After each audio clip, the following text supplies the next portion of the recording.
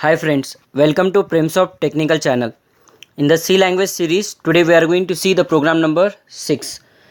In this video, today I will explain you about how to use the variables, how to read and print float values, and also I will tell you how to read and print the character. In the last lecture, we have seen the rules of variables and list of keyword. So now I will show you both the things in a practical way. So let's start with the video, guys. Just open the dev C++.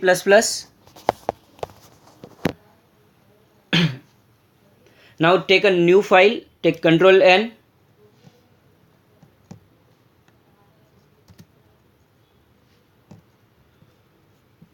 go to file. I'm getting some problem with that. Go to file, just take a source file. Include two header files, that is #include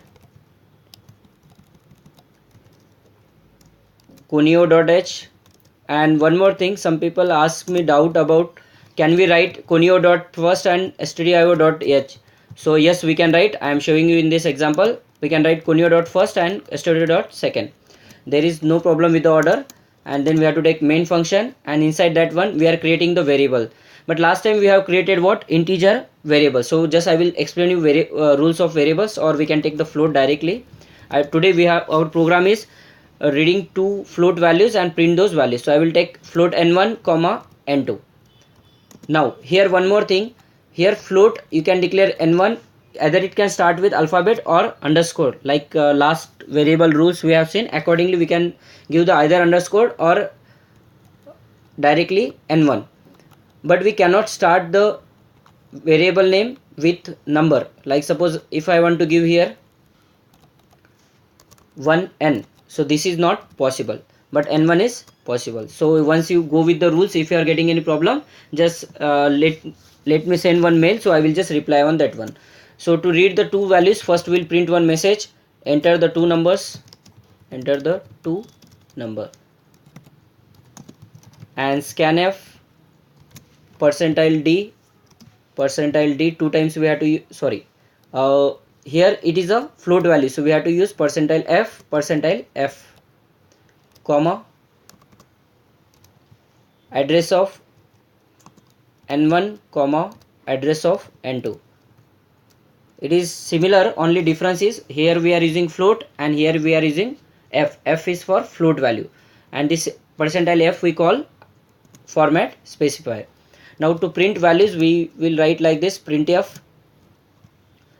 %f we want to pass comma n1 comma n2. If I want to pass n1 is equals to some value, so I can write this also: n1 is equals to %f, n2 is equals to %f.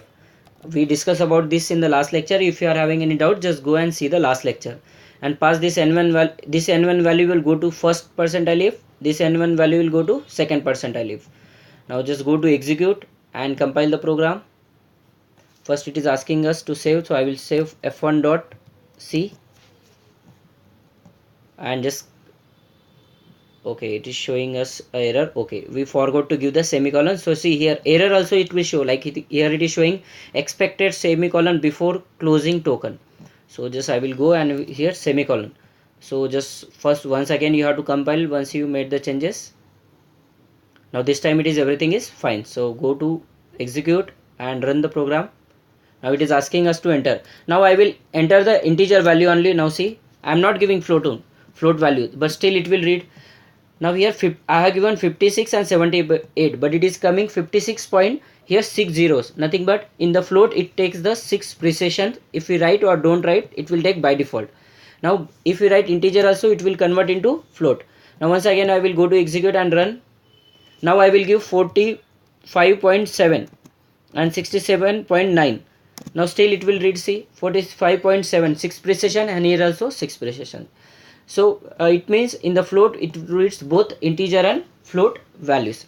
Now we will see with the character, how to read the character. So if you want to read the character is to read a single character. So I want to read a character, means I will give character ch, and here instead of this I will write here enter character, and changes where we have to do the changes, I will remove this and I will take here address of ch. otherwise I whole line I will remove. In the double quotation, first we have to take, for character we take %c, and here we'll pass comma address of ch, because we are reading character, so we have to pass ch there. Now here we have to write again %c. It will print our character. I will write here character equals to whatever the character we have print, it will come here, and here we are storing the character into cs, so we have to pass cs. Now go to execute, compile, run. It is asking us to enter a character. I am giving t. It will print the character t.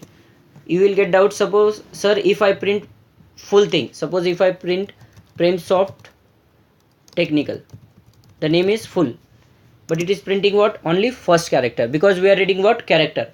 If you need full Prsoft technical, if you want to read, means for that we use string. So more about string I will explain you when we will start with the string in C language. So this is about what? How to read the float value and how to print the float values. Also we have seen how to read character and how to print character. So guys, if you like this video, please subscribe my channel, and if you are having any doubts, please drop a comment, so I will solve your doubt. Thank you for watching my video, guys.